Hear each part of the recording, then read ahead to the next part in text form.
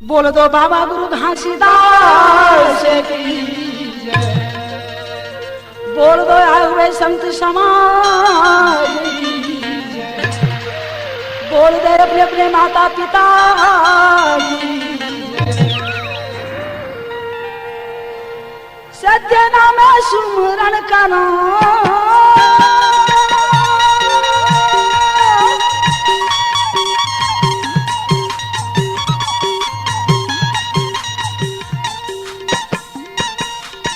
रागी गुरु सत्य नाम सुमरण करो हृदय हो सहा एही बेला तोला सुमरहु सतनाम भजनी कारी कारी समझा हो एही बेला तोला सुमरहु सतनाम भजनी कड़ी कड़ी समझावो एही बेला तोला सुमरहु सतनाम भजनी एही काया के बाबा का मुक्ति का मोरो बना देवे सतनाम भजनी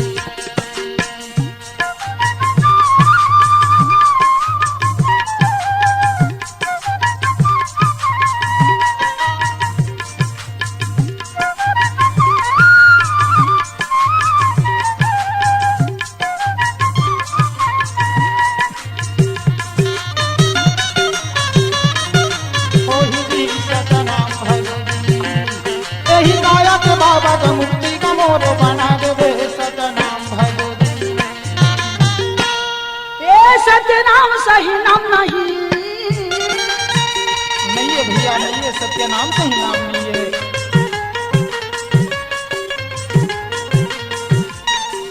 सत्य नाम सही नाम नहीं चल जनन साथ सत्य नाम के उपकार में सतनाम भजनी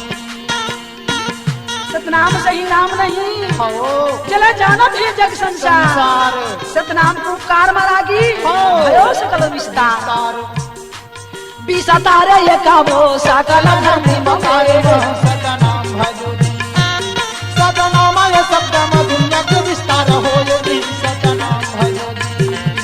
तोर पंडय गौरव में हर कैसे लाग हो सतनाम भजनी सतनाम है सार जग में हवाए पालन हार तू मन झन भूला होगा तू मन झन भूला हो तू मन झन भूला हो तू मन झन भूला हो सतनाम गुण लगाओ तू मन झन भूला हो तू मन झन भूला हो सत्य नाम गुण लगाओ तू मन झन भूला होगा तू मन झन भूला हो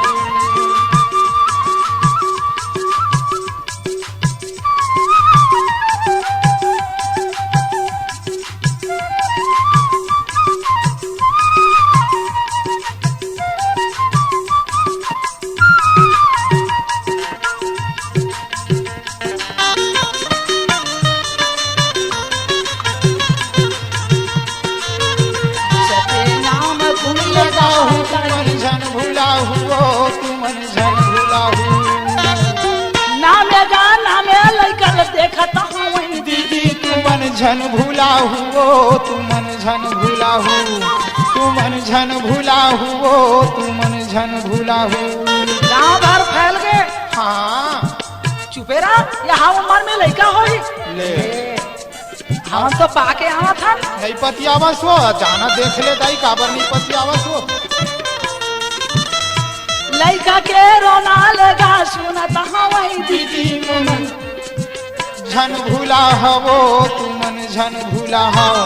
दीदी झन भूला हवो तू मन झन भूला हो सतनाम गुण लगाओ तू मन झन भूला हवो तू मन झन भूला हो सत्य नाम गुण लगाओ तू मन झन भूला हवो तू मन झन भूला हो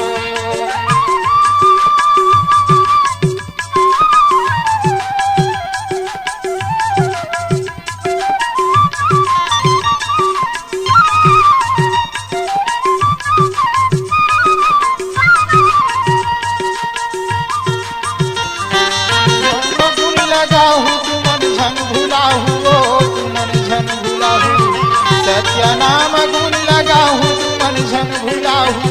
तू मन झन भूलाहु। C Log Digital Recording Studio, Cordoba, Contact number 99071192115.